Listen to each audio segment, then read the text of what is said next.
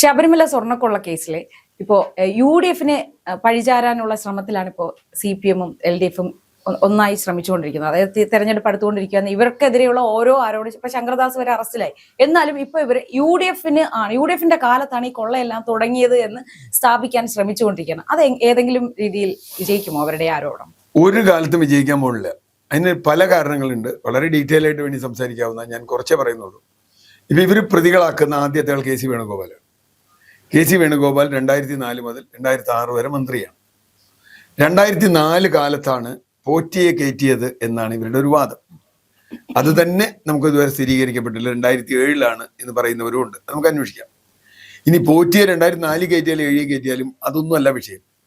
പോറ്റി അവിടെ ഇഷ്ടം പോലെ പോറ്റിമാർ എല്ലാ വർഷവും കയറിണ്ടെന്നേ. ഈ വർഷം കുറെ പോറ്റിമാരും നമ്പൂരിമാരോട് കയറിയിട്ടുണ്ട്. കാരണം ഒരു മേൽശാന്തി വന്നാൽ, എനിക്ക് ശബരിമല സിസ്റ്റർ അറിയാം, ഒരു മേൽശാന്തി വന്നാൽ അദ്ദേഹത്തിന്റെ കൂടെ കുറെ ആളുകൾ വരും. കാരണം അദ്ദേഹത്തിന്റെ സംരക്ഷണം എന്ന് വെച്ചാൽ പൈസ എന്നുള്ള സംഗതിയൊക്കെ അതിനാൾ വരും. തന്ത്രിയുടെ കൂടെ ആളുകൾ വരും. ചിലപ്പോൾ ആളുകൾ മാറി വരും, ഒക്കെ വരും. അപ്പോൾ ഒരു പോറ്റി അവിടെ കയറി എന്നുള്ളതല്ല പ്രശ്നം. ഒന്ന്, ഈ പോറ്റി എപ്പോഴാണ് അവിടെ അധികാരത്തിലെത്തിയത്? കയറിയ ഉടനെ അയാൾക്ക് അധികാരമൊന്നും കിട്ടില്ല. ഈ പോറ്റിക്ക് എപ്പോഴാണ് സ്പോൺസർഷിപ്പ് കൊടുത്തതെന്നാണ് ഞാൻ ഇന്നും ചോദിച്ചുകൊണ്ടിരിക്കുന്നത്. ഈ ശബരിമലയിലെ സാധനം കൊണ്ടുപോകാൻ, അല്ലെങ്കിൽ അയാൾക്ക് ചെയ്യാവുന്ന കാര്യം എന്താ, വല്ലൊരു സാധനം ബിമ്മെടുത്ത് ഇങ്ങനെ അരയിൽ വെച്ച് പോകാനല്ലേ പറ്റുള്ളൂ. ഈ സ്പോൺസർഷിപ്പ് കിട്ടുമ്പോഴാണുള്ള ഔദ്യോഗികമായി അയാൾക്ക് ഈ സാധനം പുറത്തു കൊണ്ടുപോകാൻ പറ്റും. അപ്പൊ ഇയാൾക്ക് എപ്പോഴാണ് സ്പോൺസർഷിപ്പ് കിട്ടിയത്? ആര് പറഞ്ഞിട്ട് കിട്ടി? ആരുടെ കാലത്ത് കൊടുത്തു? ഞാൻ മനസ്സിലാക്കുന്നത് 2018 2018 ഇയാൾക്ക് സ്പോൺസർഷിപ്പ് കിട്ടുന്നത് പത്മകുമാർ പ്രസിഡന്റ് ആയിരിക്കുമ്പോഴാണ്. അന്ന് മന്ത്രി കടകംപള്ളിയാണ്. ഇനി തന്ത്രി പറഞ്ഞിട്ടാണെങ്കിൽ പോലും, തന്ത്രി പറഞ്ഞാലും സ്പോൺസർഷിപ്പ് കൊടുക്കാനുള്ള അവകാശമൊന്നും ബോർഡിനില്ല. ബോർഡ് കൊടുക്കേണ്ട കാര്യമില്ല. മാത്രമല്ല അത് മദ്രാസിലോ ബാംഗ്ലൂരൊക്കെ കൊണ്ടുപോയി നന്നാക്കാൻ കൊണ്ടുപോകണമെന്നാണ് പറയുന്നത്. അപ്പൊ അതൊരു പ്രശ്നം. രണ്ട്, KC വേണുഗോപാൽ ഇരുന്ന കാലത്ത് KC വേണുഗോപാലും അന്നത്തെ ബോർഡും തമ്മിൽ ഉണ്ടായിരുന്ന യുദ്ധം നമ്മളൊക്കെ ഓർമ്മയുണ്ട്. കാരണം KC വേണുഗോപാൽ മന്ത്രിയായി വന്നതോടുകൂടി രാമൻ നായരാണ് അന്നത്തെ പ്രസിഡന്റ്. രാമൻ നായരുമായിട്ട് കൂട്ടത്തല്ലായിരുന്നു. ശബരിമലയിൽ ഒരുക്കങ്ങൾ പോലും അന്നത്തെ 2005 എൻ്റെ ഓർമ്മ, അന്ന് നടത്തിയില്ല. എന്നിട്ട് KC നേരിട്ട് അവിടെ പോയിട്ടാണ് ആ ഒരുക്കങ്ങളൊക്കെ നടത്തിയത്. മന്ത്രി 12 തവണയായിട്ട് അവിടെ പോകേണ്ടി വന്നു. കാരണം അവിടെ ഇവർ ചെയ്യാത്തതുകൊണ്ട്. അപ്പൊ KC പറഞ്ഞാൽ ഉടനെ ഒരാളെ അങ്ങ് കയറ്റി വെച്ചു കൊടുക്കുന്ന ആളല്ല രാമൻ നായർ എന്നുള്ളത് വ്യക്തമായൊരു കാര്യമാണ്. KCക്ക് വേണ്ടി ഒന്നും രാമൻ നായർ ചെയ്യില്ല.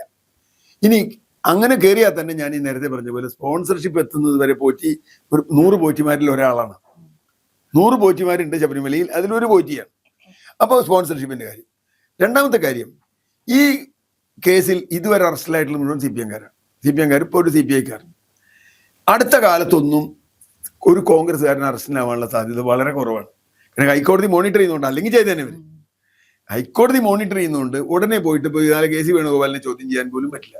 കാരണം KC വേണുഗോപാലിനെ ചോദ്യം ചെയ്യാൻ ഒരു വകുപ്പില്ല, ചോദ്യം ചെയ്യില്ല. എന്നാലും നിയമസഭാ തെരഞ്ഞെടുപ്പാണല്ലോ പ്രശ്നം. അടുത്ത 2 മാസം ഇമ്പോർട്ടൻ്റ് ആണല്ലോ.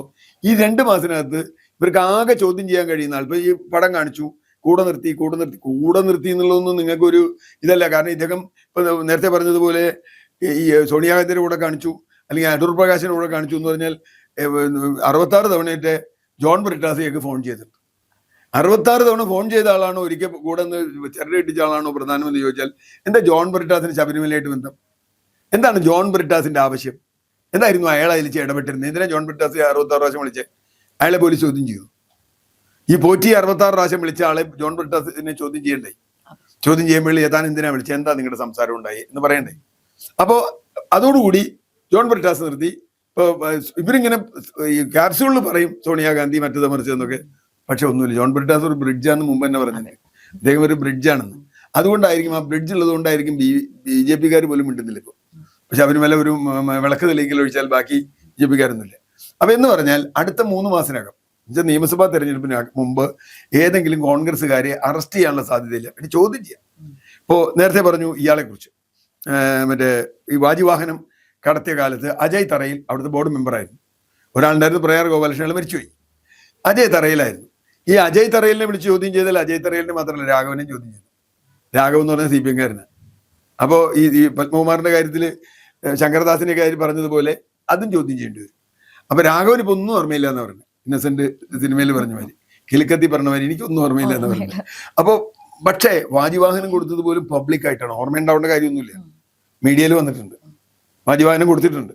വാജിവാഹനം അയാളെ മറ്റേ തന്ത്രിക്ക് കൊടുത്തിട്ടുണ്ട്. ഒരു രഹസ്യമായി കൈമാറ്റമല്ല. ചെമ്പാന്ന് എഴുതിയിട്ടൊന്നുമല്ല കൊടുത്തത്, വാജിവാഹനം എന്ന് പറഞ്ഞിട്ട് തന്നെയാണ് കൊടുത്തേക്കണേ. അതിന് രേഖയുണ്ടോ അതൊക്കെ വേറെ പ്രശ്നം. ഇനി അജയ് തറയലിനെ അക്കാര്യത്തിൽ ചോദ്യം ചെയ്താൽ പോലും രാഘവനെ ചോദ്യം ചെയ്യേണ്ടി വരും. ആ കാലത്ത് മന്ത്രി ആരാ? കടകംപള്ളിയാ. അത് കൈമാറ്റം ചെയ്യുന്ന കാലത്ത് മന്ത്രി കടകംപള്ളിയാ. അപ്പൊ പത്മകുമാറിനെ ചോദ്യം ചെയ്തിട്ടും കടകംപള്ളി ചോദ്യം ചെയ്തിട്ടും കടകംപള്ളി അറസ്റ്റ് ചെയ്യാത്തിടത്തോളം KC വേണുഗോപാലിനെ ചോദ്യം ചെയ്യാൻ പോലും പറ്റില്ല, അടൂർ പ്രകാശിനെ ചോദ്യം ചെയ്യാൻ പോലും പറ്റില്ല. പിന്നെ ഈ ചരട് കിട്ടുന്ന കാര്യത്തിൽ എനിക്കൊരു തമാശ പറയാം. എന്നുവെച്ചാൽ ഈ കേരളത്തിൽ ഇന്ത്യയിലും എല്ലാവരും കൈമ 3-4 ചരട് കിട്ടി നടക്കുന്നവരാണ്. ഇപ്പൊ ശബരിമലയിൽ നിന്ന് ഒരാൾ വരുന്നു എന്ന് പറഞ്ഞാൽ ശബരിമലയിൽ ആരാന്നറിയില്ല, മേൽശാന്തിയാണോ പോറ്റിയാണോ പറയുമ്പോൾ ശബരിമല ബിംബം കൊണ്ടാ വരുന്നത്, അല്ലെങ്കിൽ വാജിവാഹനോ അല്ലെങ്കിൽ വേറെ എന്താണ് വാതിൽപ്പാളിയും കൊണ്ടാ വരുന്നത്. അപ്പൊ അയാൾ നമ്മൾ വിശ്വസിക്കണ്ടേ? അയാളുടെ ഒരു നൂല് കെട്ടാൻ സോണിയാഗാന്ധി എന്ന് കൊടുത്തു വെച്ചാൽ പ്രത്യേകിച്ച് അതിലൊരു കാര്യമില്ല. ജയറാമിന്റെ വീട്ടിൽ ഇത് കൊണ്ടുവച്ചിട്ടുണ്ട്. അപ്പൊ ജയറാമിനെ പറ്റി എന്താ ഒരു പറയാത്തെ? ജയറാമിന്റെ വീട്ടിൽ കൊണ്ടുവച്ചതിന് തെളിവുണ്ടല്ലോ, പല അമ്പലങ്ങളിൽ കൊണ്ടുവച്ചിട്ടുണ്ട് ഇയാൾ. അപ്പൊ സോണിയാഗാന്ധിയുടെ കൂടെ ആയിക്കോട്ടെ, സോണിയാഗാന്ധി ഒന്നും ഒരു ഒരു ഒരു 10 കൊല്ലത്തിനിടയിൽ ചോദ്യം ചെയ്യാൻ അവരെ കൊണ്ട് പറ്റില്ല. ഇതിൽ അങ്ങനെ ഒരു ക്വസ്റ്റ്യൻ തന്നെയില്ല. സോണിയാഗാന്ധി എങ്ങനെ ചോദ്യം ചെയ്യും? അടൂർ പ്രകാശിനെ എങ്ങനെ ചോദ്യം ചെയ്യും? 66 പ്രാവശ്യം വിളിച്ച ബ്രിട്ടാസിനെ ചോദ്യം ചെയ്യുന്നില്ലെങ്കിൽ ഒരിക്കൽ നൂല് കെട്ടിക്കൊടുത്ത സോണിയാഗാന്ധി എങ്ങനെ ചോദ്യം ചെയ്യും? അപ്പൊ ഇത് ക്യാപ്സ്യൂൾ ഉണ്ടാക്കാന്ന് മാത്രമല്ലാതെ വേറെ ഒരു കാര്യവുമില്ല. ഞാൻ അവസാനമായി ശബരിമലയിലെ കേസ് എപ്പോഴെങ്കിലും ആരെങ്കിലും ശിക്ഷിക്കപ്പെടുമെന്ന് ഇപ്പോഴും ഞാൻ പ്രതീക്ഷിക്കുന്നില്ല. ഇതൊക്കെ ഉണ്ട്. കാരണം ഒന്ന്, ഒരു കളവ് കേസിൽ ഏറ്റവും പ്രധാനം തൊണ്ടിമുതലാണ്. അത് കണ്ടു കിട്ടുമോ? തൊണ്ടിമുതൽ കണ്ടു കിട്ടാനുള്ള സാധ്യത വളരെ കുറവാണ്. ഞാൻ മനസ്സിലാക്കിയത് അങ്ങനെയാണ്. ഒന്നാമത് ഈ സാധനം സ്വർണ്ണം ഉരുക്കി പോയിട്ടുണ്ടോന്ന് അറിയില്ല. ഉരുക്കി പോയിട്ട് ഇവനെ ഒരിക്കലും കിട്ടില്ല. പിന്നെ ഇത് മുറിച്ച് കഷ്ണമായിട്ട് വിറ്റുണ്ടോന്ന് ഇങ്ങനെ അറിയും. വിദേശത്തൊക്കെ നല്ല മാർക്കറ്റുള്ള സാധനമാണത്. അല്ല, ഈ സ്വർണത്തിന്റെ മൂല്യത്തിൽ ഉപരി ഇതിന് മറ്റൊരു വാല്യൂ ഉണ്ട്, ആന്റിക് വാല്യൂ ഉണ്ട്. അതിന്റെ ആന്റിക് വാല്യൂ ഉണ്ട്, അതിന്റെ ഒരു പുണ്യമുണ്ട്. ഇപ്പൊ ആ സ്വർണം കൊണ്ട് മോതിരണ്ടാക്കിയിട്ട് ആ സ്വർണം വീട്ടിലൊരു ചെറിയ കഷ്ണം വെക്കുക, അങ്ങനെയൊക്കെ ഉണ്ടല്ലോ. അപ്പോ സ്വർണത്തിന് 100 കോടി ഉള്ളൂങ്കിൽ അതിന്റെ വില 1000 കോടിയോ 2000 കോടിയോ 5000 കോടിയോ ഉണ്ടാവും മുറിച്ച് വിറ്റാൽ. അങ്ങനെ വിറ്റിട്ടുണ്ടോ? അത് ഇവിടെ നിന്ന് കണ്ടെത്തും. ആർക്ക് കണ്ടെത്താൻ പറ്റും? അത് അതാണ് CPM-ന്റെ ഒരു ധൈര്യം. എന്താ വെച്ചാൽ ഇതൊരിക്കലും കണ്ടെത്താൻ പറ്റില്ല എന്നുള്ളതാണ്. അങ്ങനെയാണെങ്കിൽ ഈ ഒരു കൊള്ള എന്ന് പറയുന്നത് ഇപ്പൊ ഈ സ്വർണത്തിന്റെ അളവ് പറയുന്നു, ആ സ്വർണത്തിന്റെ മൂല്യത്തിൽ ഉപരി വലിയൊരു കൊള്ളയല്ലേ ഇതിൽ നടന്നത്? തീർച്ചയായിട്ടും. അതാ ഞാൻ പറഞ്ഞേ, ഇതിലെ സ്വർണത്തിന്റെ മൂല്യമല്ല വിഷയം. ഇപ്പൊ മല്ലയെ കൊടുത്ത സ്വർണം 40 കിലോ ആണ്, 50 കിലോ, എത്ര എനിക്കറിയില്ല, പല കണക്ക് കേൾക്കാൻ. 50 കിലോ ആണെങ്കിൽ 50 കിലോ സ്വർണത്തിന്റെ വിലയല്ല, 5000 കിലോ സ്വർണത്തിന്റെ വില വരുന്നത്. കാരണം ഇപ്പൊ ശബരിമലയിലെ ചെറിയൊരു കഷ്ണം ഒരു മുറിച്ച് നമ്മൾ കൊടുത്താൽ അതിന്റെ തൂക്കം ചിലപ്പോൾ 1 പവനേ ഉണ്ടാവുള്ളൂ. പക്ഷെ ഒരു 10 പവന്റെ കാശ് മേടിക്കും. കാരണം അത് നമുക്കൊരു ആളുകളുടെ വിശ്വാസമാണ്. ബിസിനസ് ആൾക്കാരെല്ലാം ചിലപ്പോൾ ഇത് വെച്ചാൽ അവർക്ക് ഐശ്വര്യം ഉണ്ടാകും.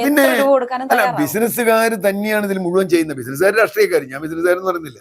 എനിക്കറിയാം, ഞാൻ പേര് പറയുന്നില്ല എന്ന് മാത്രമേ ഉള്ളൂ. കേരളത്തിൽ ഇടതുപക്ഷ രാഷ്ട്രീയക്കാർ വരെ ഇവിടെ ശബരിമല മേൽശാന്തിയുടെ ചരട് വാങ്ങി കെട്ടിയവരുണ്ട്. ഞാൻ ആരാന്നും പറയുന്നില്ല, കാണിക്കില്ല എന്നുള്ളൂ. അല്ല, കാണാൻ പറ്റില്ല, അങ്ങനെ കെട്ടൂടെ. ശബരിമല മേൽശാന്തിയുടെ ചരട് വാങ്ങി കെട്ടിയവർ എനിക്ക് അറിയാവുന്നതുകൊണ്ട് പറഞ്ഞതാണ്. പക്ഷെ പിന്നെ അതൊക്കെ വിശ്വാസമാണ്, ഞാൻ അതിനെ കുറ്റമൊന്നും പറയില്ല. പക്ഷേ ശബരിമലയിൽ നേരെ നിൽക്കുമ്പോൾ തൊഴിലാന്ന്. അപ്പൊ അതുകൊണ്ട് തീർച്ചയായിട്ടും ഇതില് എന്തായാലും ഈ നിയമസഭാ തെരഞ്ഞെടുപ്പിന് മുമ്പ് ഒരു കോൺഗ്രസ്സുകാരനും അറസ്റ്റിലാവാൻ സാധ്യതയില്ല. അങ്ങനെ വരുമ്പോൾ ഇത് വലിയ തോതിൽ CPM-ന് തിരിച്ചടിയാവാനാണ് സാധ്യത. BJP-യും LDF CPM തമ്മിൽ ഒരു അന്തർധാര എന്നിവിടെ പൊതുവെ ഒരു ചർച്ചയുണ്ട്. പക്ഷെ ഇപ്പൊ കഴിഞ്ഞ ദിവസം PP സെൻകുമാർ, അദ്ദേഹം എന്തായാലും ഒരു BJP പ്രതിനിധിയാണ്, അദ്ദേഹം പറഞ്ഞു വരുന്ന നിയമസഭാ തെരഞ്ഞെടുപ്പിൽ BJPക്ക് ജയിക്കാൻ സാധ്യതയില്ലാത്ത ഇടങ്ങളിൽ അവർ കോൺഗ്രസിനെ, അതായത് VD സതീശിനെ തോൽപ്പിക്കാൻ ആവശ്യമായ രീതിയിൽ വോട്ട് ചെയ്യണം എന്ന് ഒരു അഭിപ്രായം പറഞ്ഞു. അത് യഥാർത്ഥത്തിൽ അന്തർധാരയല്ല, പരസ്യമായി തന്നെ BJP-യും CPM-ഉം തമ്മിലുള്ള ആ ഒരു ബന്ധത്തെ കാണിക്കുന്നതല്ലേ? തീർച്ചയായിട്ടും. അത് ഒരു കാര്യത്തിൽ മാത്രമല്ല, നിരവധി കാര്യങ്ങളിൽ ഇത് നമ്മൾ കണ്ടിട്ടുണ്ട്. ആദ്യത്തെ കാര്യമൊന്നുമല്ല. ഇപ്പൊ മുഖ്യമന്ത്രിയുടെ പേഴ്സണൽ, അതായത് പ്രൈവറ്റ് എന്താ പറയുക, സെക്രട്ടറി ആയിരുന്ന ആള് മാസങ്ങളോളം ജയിലിൽ കിടന്നിട്ട് മുഖ്യമന്ത്രി ഒരു പ്രാവശ്യം പോലും ചോദ്യം ചെയ്തില്ലല്ലോ. ED-യോ CBI-യോ ഒന്നും ചോദ്യം ചെയ്തില്ലല്ലോ. മുഖ്യമന്ത്രിയുടെ ഓഫീസ് നേരെ മറിച്ച് നമ്മൾ നോക്കൂ, അരവിന്ദ് കെജ്രിവാളിന്റെ പിയൂൺ കുഴപ്പത്തിലാന്ന് കണ്ട അരവിന്ദ് കെജ്രിവാളിനെ ചോദ്യം ചെയ്തിരുന്നു. ജാർഖണ്ഡിൽ അതുപോലെ ചെയ്തിരുന്നു. എവിടെയൊക്കെ കിട്ടുമോ എന്തെങ്കിലും ഒരു ബന്ധം ഉണ്ടെങ്കിൽ അയാളെ ചോദ്യം ചെയ്തിരുന്നു. ഇവിടെ ശിവശങ്കർ എത്ര കാലം ജയിലിൽ കിടന്നു? ശിവശങ്കറിനെ എന്നെ കൊണ്ടുവന്ന പ്രിൻസിപ്പൽ സെക്രട്ടറി അല്ലെ ഉടമസ്ഥനായിരുന്നു, മുഖ്യമന്ത്രിയെ ചോദ്യം ചെയ്തില്ലല്ലോ. അവിടെ നിന്ന് തുടങ്ങുന്നതില്ല പ്രശ്നം. ലാവ്ലിൻ കേസ് പലതുമുണ്ട്, മകളുടെ കേസുണ്ട്, ഇതൊക്കെ അവിടെ നിൽക്കുകയാണ്. അതവിടെ നിൽക്കട്ടെ. CPM-നെ സംബന്ധിച്ചിടത്തോളം എങ്ങനെയെങ്കിലും ഈ തെരഞ്ഞെടുപ്പ് ജയിക്കുക എന്നുള്ള ഒരു പ്രധാനമാണ്. BJP സംബന്ധിച്ചിടത്തോളം ഈ തെരഞ്ഞെടുപ്പ് CPM ജയിക്കുക എന്നുള്ള ഒരു പ്രധാനമാണ്. അത് രാഷ്ട്രീയമാണ്. ഞാൻ അവരെ കുറ്റം പറയില്ല, അതവരുടെ രാഷ്ട്രീയമാണ്. കാരണം അവർക്ക് എന്തായാലും ഈ തെരഞ്ഞെടുപ്പ് ജയിക്കാൻ പറ്റില്ല. അപ്പോൾ രണ്ട് തരത്തിൽ അവർക്ക് പറ്റും. ഈ തെരഞ്ഞെടുപ്പിൽ ഇപ്പോഴും BJPയുടെ ടാർഗറ്റ് വോട്ട് ചെയ്തിരിക്കുന്നത് CPMൻ്റെ അല്ല, പിന്നോക്ക ഹിന്ദു വോട്ടാണ്. പിന്നോക്ക ഹിന്ദു വോട്ട് കിട്ടാതെ BJP കേരളത്തിൽ രക്ഷപ്പെടാൻ പോകില്ല. അപ്പോൾ CPM ഇല്ലാതാവണം. CPM ഇല്ലാതാവണമെങ്കിൽ എന്ത് വേണം? ഒരു ഭരണം കൂടി CPMന് കിട്ടണം. ഒരു ഭരണം കൂടി കിട്ടിയാൽ CPMൻ്റെ അണികളൊക്കെ കൂട്ടത്തോടെ പോകും. അത് വരാം. അപ്പോൾ UDF ഇല്ലാതാവും. UDFും വേറെ എന്തെങ്കിലുമൊക്കെ പ്രശ്നങ്ങളുണ്ടാവും, അപ്പോൾ അതിൽ നിന്നും കിട്ടും. കോൺഗ്രസ് മുക്ത ഭാരതത്തിന് കോൺഗ്രസ് മുക്ത കേരളം ഉണ്ടാവാനൊരു, അതുകൊണ്ടാണ് PM ശ്രീ ഒപ്പിട്ടതും ആർലേക്കറുമായി നിരവധി എഗ്രിമെൻറ്റുകളായതും മറ്റേ വൈസ് ചാൻസലർ കാര്യത്തിലൊക്കെ എഗ്രിമെൻ്റ് ആയതും. മോഡിക്കെതിരെ കഴിഞ്ഞ 10 വർഷമായി ഒരു വാക്ക് മുഖ്യമന്ത്രി പറഞ്ഞിട്ടില്ല. സ്റ്റാലിനായാലും മമതയായാലും ഇതുപോലെയുള്ള സമാനമായ ഇന്ത്യ മുഖ്യമന്ത്രിമാർ, കെജ്രിവാൾ ആയാലും എത്രയോ പ്രാവശ്യം മോഡിയുടെ മുഖത്ത് നോക്കി പറഞ്ഞിട്ടുണ്ട്. ഒരു പ്രാവശ്യം മോഡി എന്നുള്ള പേര് വിമർശനാത്മകമായി നമ്മുടെ മുഖ്യമന്ത്രി പറഞ്ഞിട്ടില്ല 10 വർഷത്തിനിടയിൽ. ഒരു രാവിലെ മുതൽ ഉച്ചവരെ ഉണ്ണാതിരുന്നു എന്നൊക്കെ പറയുന്നതൊക്കെ വേറെ കാര്യം. ഞാൻ കേന്ദ്രത്തിൻ്റെ അവഗണനയ്ക്കെതിരെ, അതൊക്കെ ആർക്കും പറയാം. അതാണ് അന്തർധാര. ഞാനത് പറയും, 2 തീയതിയൊക്കെ പറയാം, അതൊന്നും നോക്കണ്ടേ, അതൊക്കെ താൻ പറഞ്ഞു എന്ന് പറയും.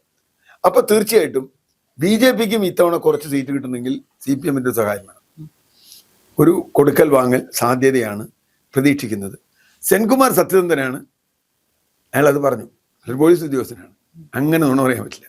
അപ്പോൾ അത് പറഞ്ഞു, ശരിയാണ്, കോൺഗ്രസിനെ തോൽപ്പിക്കാൻ രണ്ടാമതുള്ള സ്ഥാനാർത്ഥിക്ക് വോട്ട് ചെയ്യണം. സതീശനെ തോൽപ്പിക്കാൻ പറവൂരിൽ രണ്ടാമതുള്ള സ്ഥാനാർത്ഥിക്ക് BJPക്കാർ വോട്ട് ചെയ്യണം, അല്ലെങ്കിൽ BJP ആണെങ്കിൽ CPMക്കാർ വോട്ട് ചെയ്യണം. സിമ്പിളാണ്.